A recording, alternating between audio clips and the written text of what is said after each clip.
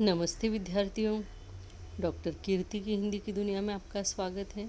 आज मैं आपके लिए कक्षा 9वीं हिंदी लोक भारती इसकी दूसरी इकाई से दूसरा अध्याय जंगल जो पूरक पठन के अंतर्गत आता है वह लेकर आई हूँ। इसे लिखा हुआ है चित्रा मुदगल जी ने और आज हम इसके स्वाध्याय को देखने वाले हैं। हालांकि मैंने इसका व्याख्या वाला जो वीडियो है वो नहीं डाला है, लेकिन हम पहले स्वाध्याय देख लेते हैं, उसके बाद में मैं व्याख्या का वीडियो अर्थात एक्सप्लेनेशन वाला वीडियो जो है वो डाल दूँगी। आइए हम इसके स्वाध्याय को शुरू कर देते हैं। तो स्वाध्याय जो है आपको पेज नंबर 46 के ऊपर दिया हुआ है, जैसा कि आप यहाँ पे देख सकते हैं ना, पेज नंबर 46 तो यहाँ पर दिया हुआ है और हम इसके स्वाध्याय को अब शुरू करते हैं। तो पहला क्वेश्चन आपको दिया हुआ है पाठ के आंगन में। इसमें हमको पहला क्वेश्चन है कि सूचना के अनुसार कृतियाँ कीजिए, और सूचना के अनुसार कृतियों में हमको दिया है कि पात्र की विशेषताएं बताइए, है ना।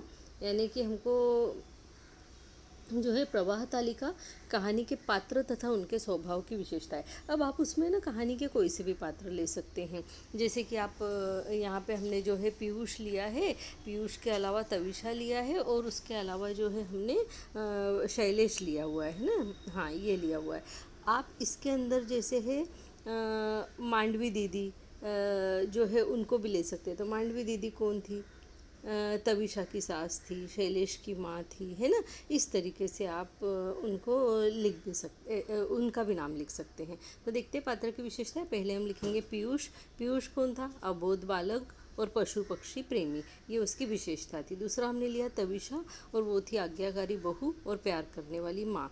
तीसरा लिया हमने शैलेश, और वो था आज्ञाकारी पुत्र और तविषा का पति, ये भी आप यहाँ पे लिख सकते हैं। इसके अलावा अगर आप चाहे तो पीयूष की जगह सबसे पहले लिख सकते हैं मांडवी दीदी जो है तविषा की सास, पीयूष की दादी और शैलेश की माँ, इस तरीके से लिख सकते हैं। और बाकी सब एज इट इज़ लिख सकते हैं ना, इस तरीके से हो जाएगा। दूसरा हम देखते हैं ख नंबर का क्वेश्चन, और उसमें दिया है पहचानिए रिश्ते। अब दादी तविषा ये दोनों कौन है? तो सास बहू है आपस में। पीयूष और शैलेश कौन है? पिता पुत्र है आपस में। तविषा शैलेश कौन है? पत्नी पति है आपस में। यानी जो नाम पहले दिया है उसका पहले लिखना है। अब जैसे यहाँ पे पीयूष दिया है तो पहले हम पुत्र लिखेंगे, फिर शैलेश दिया है तो पिता लिखेंगे। तविषा कौन है? पत्नी है। शैलेश कौन है? पति है। शैलेश कौन है? यहाँ पे दादी और शैलेश दिया है ना, तो शैलेश बेटा और इधर माँ आ जाएगा, है ना। इस तरीके से आप करना है। यहाँ पर मैंने यहाँ माँ बेटा लिख दिया, आप बेटा माँ इस तरीके से लिखेगा, ताकि कोई भी गलती अपनी तरफ से जो है ना रहे। आगे देखते हैं हम लोग। क्वेश्चन नेक्स्ट का आपको दिया हुआ है कि पाठ से आगे पालतू प्राणियों के लिए आप क्या करते हैं, विस्तार से लिखिए, और पत्र लेखन और कहानी लेखन। तो हम देखते हैं पालतू प्राणियों के लिए हम लोग क्या करते हैं। तो आपको ये पाठ से आगे में वाला प्रश्न दिखाई दे रहा है कि पालतू प्राणियों के लिए आप क्या करते हैं। अगर आपके पास पालतू प्राणी हो तो हम घर में अपने पालतू प्राणी के लिए तो कुछ करते ही हैं, लेकिन अगर बाहर भी कोई पालतू प्राणी है तो क्या हम उनके लिए कुछ करते हैं, देखते हैं। तो पालतू प्राणियों के लिए आप क्या करते हैं, विस्तार पूर्वक लिखिए। इसमें हमने अपने ही पालतू प्राणी के बारे में लिखा है। मनुष्य सदा से पशु पक्षी प्रेमी रहा है। पशुओं को पालना, उनकी देखभाल करना एवं अपने उपयोग के लिए उनसे प्राप्त चीज़ों का इस्तेमाल करना, यह कार्य मनुष्य सदियों से करता आया है। मुझे भी गाय पालना बहुत पसंद है, इसलिए पिछले वर्ष ही हमारे घर के आंगन में गाय के लिए एक छप्पर बनवाया एवं दीपावली से पहले हमने एक गाय खरीदी। हमने उसका नाम काशी रखा है। यहाँ हमको गाय का नाम वगैरह, क्योंकि हम जब घर में कोई पालतू प्राणी रखते हैं तो हम उसको नाम देते हैं ना कोई। तो यहाँ गाय का नाम काशी रखा गया है। मैं रोज़ काशी को नहलाता हूँ, उसके गोबर के कंडे थापता हूँ, उसके चारा पानी की व्यवस्था करना भी मेरा ही काम है। उसके छोटे से बछड़े को हमारे घर में सभी बहुत प्यार करते हैं। दूध निकालने से पहले, यानी कि गाय का दूध निकालने से पहले हम बछड़े को पेट भर दूध पीने के लिए काशी के पास बांध देते हैं। क्योंकि देखिए, आप बहुत से लोग क्या करते हैं, गाय पाल लेते हैं लेकिन जब उसका बछड़ा होता है तो बछड़े को दूध नहीं पीने देते, क्योंकि फिर कम दूध निकलेगा तो उनका जो है उनको पैसा कम मिलेगा। इसलिए बछड़े को भूखा रखते हैं या उसको बिल्कुल छोटा रहता है तभी से चारा देना शुरू करते हैं वगैरह, वो ठीक नहीं होता है ना। इसलिए यहाँ पर जो है एक अच्छी बात ये बताई कि आप पालतू पशु पक्षियों का या पालतू जो आपने जानवर पाला उसका क्या ध्यान रखते हैं। तो जो गाय का बछड़ा है उसका भी हम ध्यान रखते हैं। और जो है गाय का दूध निकालने से पहले, काशी का दूध निकालने से पहले जो है उसके बछड़े को उसके पास बांध देते हैं ताकि वो पेट भरकर दूध पी ले। और काशी और उसके बछड़े ने आकर हमारे घर की शोभा को कई गुना बढ़ा दिया है। बाहर से घर में आते ही सभी सदस्य पहले काशी के पास जाकर उसके पीठ पर हाथ फेर कर उसकी कुशलता लेते हैं, यानी उसकी कुशल क्षेम पूछते हैं, है ना, कि कैसी हो वगैरह इस तरीके से। और बाद में ही घर के अंदर प्रवेश करते हैं, क्योंकि उसका जो रहने की जगह जो छप्पर बनाया गया वो बाहर आंगन में बनाया गया है ना, तो अंदर एंट्री लेते से पहले उसके दर्शन होते, बाद में घर में। काशी का गौमूत्र और गोबर की खाद से हमने फसलों के लिए खाद बनाने का काम किया है। देखिए, हम गाय से और क्या क्या उपयोग ले सकते हैं। सिर्फ दूध ही वो देती है और उसी से पैसा कमाया जाए ऐसे ही नहीं होता। तो उसके कंडों से, उसके जो गोबर रहते हैं उससे कंडे थापे जा सकते हैं, उन कंडों को बेचा जा सकता है, उन कंडों को जलाने के लिए, खाना पकाने के लिए यूज़ में लिया जा सकता है। इसके अलावा हम दूसरा उपयोग ये कर सकते हैं कि उसके गोबर से जो है खाद बनाई जाए। उसका जो गौमूत्र होता है उसको फसल पे छिटकने से कीड़े नहीं लगते, ये सब कर सकते हैं। तो एक बार काशी की तबीयत खराब हो जाने पर उसने 3 दिन कुछ नहीं खाया था। तब हम सभी बहुत ज़्यादा परेशान हो गए थे। हमने तुरंत जानवरों के डॉक्टर को बुलाकर काशी का दवा पानी करवाया। यानी कि जानवरों के डॉक्टर, आपको पता है वेटरनिटी डॉक्टर होते हैं, है ना। उसके पेट में प्लास्टिक के टुकड़े चारे के साथ चले गए थे, यानी जो चारा वो खाती है उसमें कुछ प्लास्टिक के टुकड़े चले गए थे।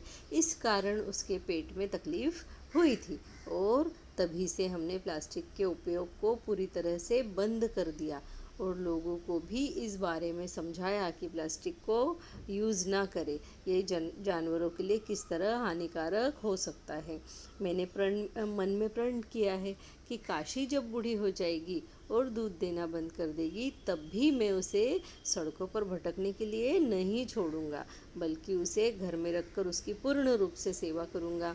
मैं उसके उपकार को कभी नहीं भूलूंगा। ये जो अंतिम लाइन हमने लिखी है ना, मैं उसके उपकार को कभी नहीं भूलूंगा। ये उपकार शब्द में हमने गाय के सारी बातों के लिए उसको धन्यवाद दे दिया है, यानी जो उसने दूध दिया है, उसको पीकर जो हम तंदुरुस्त हुए, बड़े हुए, धन कमाया। उसके अलावा जो है उसके गोबर से जो खाद बनी है, उसमें फसलों में जो अन्न अच्छा उगा है, खूब अच्छी फसल हुई है, फसलों में कीड़े नहीं लगे हैं उसके गौमूत्र को छिड़कने से वगैरह, ये सब जो उसने हमारे लिए किया, इसको कभी भी हम चुका नहीं सकते, है ना। तो इसलिए हम उसके उपकार को कभी नहीं भूलेंगे। जब वो बूढ़ी हो जाएगी, भले ही वो दूध देना बंद कर दे, लेकिन फिर भी उसका जो गोबर है और गौमूत्र है उसका यूज़ हम कर सकेंगे। इस प्रकार से हम उसके उपकार को कभी भी नहीं भूलेंगे, ये हम यहाँ पर लिख सकते हैं। अब देखिए, इसमें कहानी लेखन आया हुआ है, आपको यहाँ पर दिया हुआ है कि कहानी लेखन दिए गए शब्दों की सहायता से कहानी लेखन कीजिए।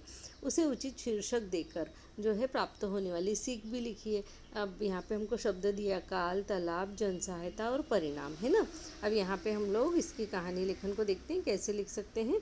तो एक बार गांव में भयंकर गर्मी के बाद, यहाँ पे लिखना है के बाद,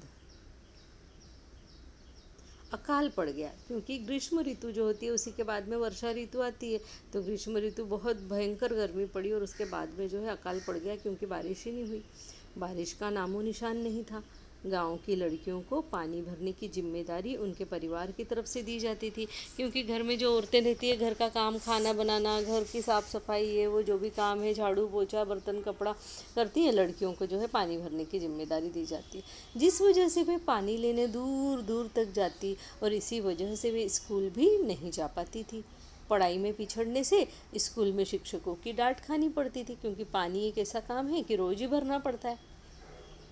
कितने दिन स्कूलों की छुट्टियां की जाए, है ना। तो उन्हें डांट पड़ती थी। एक बार सभी लड़कियों ने मिलकर सोचा कि इस मुसीबत से बचने के लिए हमें तालाब ही खोद लेना चाहिए, परंतु उन्हें पता था कि उनका साथ तो कोई नहीं देगा।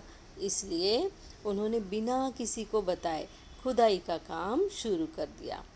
गांव वालों को जब इस बात की भनक लगी, तब सभी ने पहले तो इसका विरोध किया कि क्या कर रही हो तुम लड़कियां, है ना। इस तरीके से उनका विरोध किया होगा, ये कोई हो सकता है क्या, यानी इतने सालों जो कोई नहीं कर सका वो तुम कर रही हो वगैरह। गांव के लोगों ने इस तरीके से बोल के उनका जो है विरोध किया होगा।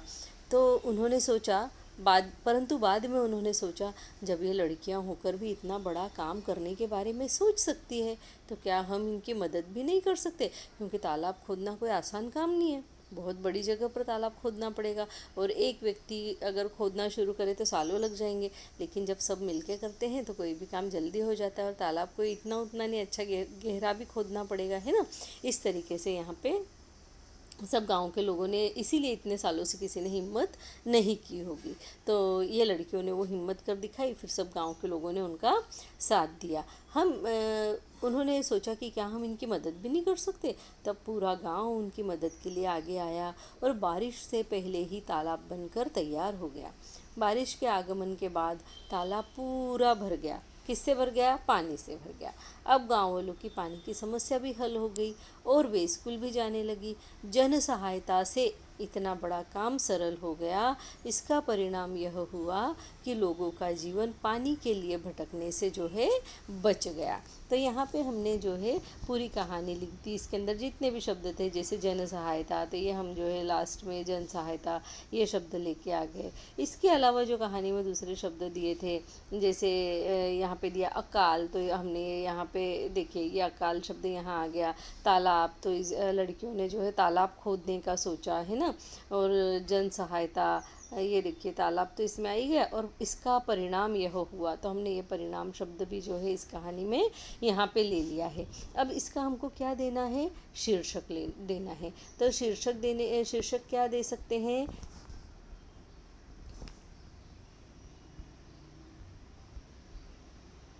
एकता का नहीं, एकता का नहीं, सॉरी, इसको हम ऐसा दे सकते हैं, मेहनत का फल। मेहनत का फल, यानी जब मेहनत की इन सब ने, तब इनको ये मिला, मतलब तालाब खुद गया, और परेशानी जो है वो दूर हो गई, है ना। या फिर मेहनत का परिणाम, ऐसा भी लिख सकते हैं आप, है ना। मेहनत का परिणाम, इस तरीके से आप इसको लिख सकते हैं, इसका शीर्षक दे सकते हैं। अब नेक्स्ट आपको यहाँ पे दिया हुआ है, देखिए आपके टेक्स्ट बुक में, कि पत्र लेखन। गर्मी की छुट्टियों में महानगर पालिका या नगर परिषद या फिर ग्राम पंचायत, जो भी आपके शहर या गांव में हो, उसके द्वारा पक्षियों के लिए बनाए गए घोंसले तथा चुग्गा, दाना, पानी की व्यवस्था किए जाने के कारण संबंधित विभाग की प्रशंसा करते हुए पत्र लिखिए। यानी जब बारिश के दिनों में गर्मी के दिनों में तेज़ धूप पड़ती है, तालाबों का पानी, कुओं का पानी, और जो छोटे मोटे स्रोत होते हैं पानी के, उनका पानी सूख जाता है, और पक्षियों के जो है बड़े हाल हो जाते हैं, उनको पीने के लिए पानी नहीं मिलता, और इस कारण से उनकी मृत्यु तक हो जाती है। तो इस बार जो है नगर निगम ने बड़ा अच्छा काम किया है। जगह जगह जो है उनके लिए चुग्गा पानी की व्यवस्था की, यानी दाना पानी की व्यवस्था की हुई है, उनके रहने की व्यवस्था की हुई है, जिससे कि उनका जीवन बचाया जा सके। तो हम यहाँ पे लिखेंगे इनके लिए, सबसे पहले हम यहाँ पे डेट लिख देंगे, कि जो भी डेट है वो, उसके बाद में सेवा में अध्यक्ष कहाँ के? महानगर पालिका के या ग्राम पंचायत, जो भी आपको लिखना है यहाँ लिख सकते हैं। हमको 3 ऑप्शन दिए, उसमें से जो भी चुनना हो। कोल्हापुर, महाराष्ट्र। अब आगे देखते हैं, अब आगे देखेंगे हम लोग। यहाँ पे अब हमको देखिए, आप इस जगह पे आप देखेंगे ना, तो आपको कुछ भी ऐसा दिया हुआ नहीं है कि मतलब कोल्हापुर महाराष्ट्र जैसे मैंने लिखा, तो यहाँ कहीं नहीं दिया हुआ है ना। तो ये मैंने ऐसे ही अपने मन से इसके अंदर लिख दिया है। आप इसके अंदर लिख सकते हैं नगर परिषद, महानगर पालिका या ग्राम पंचायत, तीनों में से कोई नाम एक लिख सकते हैं एक तो, और दूसरी बात नीचे हमको कोई एड्रेस देना है तो दीजिए, और अगर नहीं दिया है तो आप नहीं भी लिखेंगे तो भी यहाँ पर चल जाएगा। कोई दिक्कत नहीं। अगर आप यहाँ कोल्हापुर महाराष्ट्र ये चीज़ अगर काट भी दें, इसको ना भी लिखे तो दिक्कत नहीं है, क्योंकि आपको वहाँ पर दिया हुआ नहीं है। या फिर आप चाहे तो आप जिस शहर में रहते हैं आप वहाँ का नाम भी यहाँ पर लिख सकते हैं। अब विषय हम लिखेंगे, यहाँ पे पहले एक लाइन छोड़ देंगे इस तरीके से, और फिर यहाँ विषय लिखेंगे कि पक्षियों के लिए घोंसले एवं चुग्गा दाना पानी की व्यवस्था किए जाने पर प्रशंसा पत्र। यानी हमको नगर निगम की प्रशंसा करना है कि तुमने बहुत अच्छा ये काम किया है ना। इसके बाद हम यहाँ पे फिर एक लाइन छोड़ देंगे, फिर हम शुरू करेंगे महोदय से। इसके बाद हम कोई लाइन नहीं छोड़ेंगे और सीधे लिखना शुरू कर देंगे, है ना।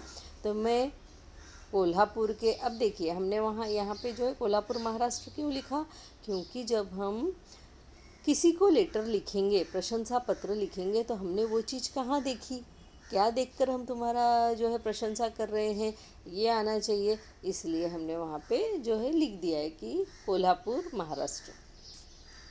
तो मैं कोल्हापुर के विश्वकर्मा कॉलोनी की निवासी हूँ।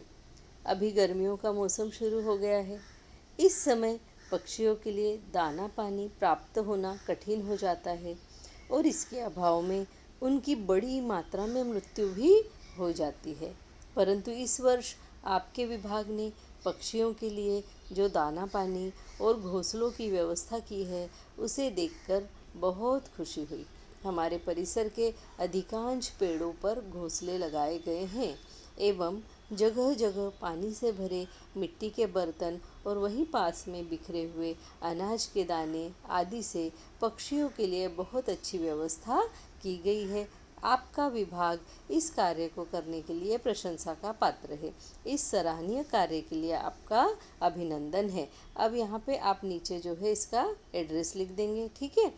किस तरीके से लिखेंगे, भवदीय लिखेंगे यहाँ नीचे और साथ में आपका नाम लिख देंगे। ये लेटर मैं वापस से एक बार और डाल दूँगी, क्योंकि इसका जो है लेटर पूरी तरीके से इसमें आ ही नहीं पा रहा है ना। ठीक है, मैं देखती हूँ, इसका वापस से एक और वीडियो बना दूँगी। तो आपको ये वीडियो कैसा लगा, इसके बाद में आप भवदीय लिखेंगे, अपना नाम लिखेंगे, नीचे आप लिखेंगे आपका ईमेल आईडी, मतलब भवदीय आपका नाम, जैसे आपने इस जगह पे इसके नीचे यहाँ पे लिखा है ना, इस कार्य के लिए आपका अभिनंदन है, ऐसा लिखेंगे। इसके बाद में नीचे इसी के नीचे इसी जगह से हम लोग यहाँ कॉर्नर से शुरू करेंगे भवदीय। फिर यहाँ भवदीय के जस्ट नीचे आप अपना नाम लिखेंगे, यहाँ पे है ना। यहाँ पे नाम लिखने के बाद यहाँ आप अपना क्या लिखेंगे, पता लिखेंगे अर्थात एड्रेस, और यहाँ आप अपना ईमेल आईडी लिखेंगे, ठीक है। इस तरीके से लेटर राइटिंग यहाँ पे ख़त्म हो जाएगा। तो विद्यार्थियों, आपको ये वीडियो कैसा लगा मुझे कमेंट बॉक्स में लिखकर ज़रूर से बताइएगा। अगर कोई भी दिक्कत हो, परेशानी हो, कमेंट बॉक्स में लिखिए, मैं आपके जवाब देने के लिए सदैव तत्पर हूँ। मेरे इस चैनल को सब्सक्राइब कीजिए, लाइक कीजिए, हो सके तो अपने फ्रेंड्स के साथ में शेयर भी ज़रूर कीजिए, क्योंकि मिल बांट कर पढ़ने से ज्ञान बढ़ता है, कभी भी कम नहीं होता। इस बात को हमेशा ध्यान में रखिए। इसी के साथ में धन्यवाद, नमस्ते।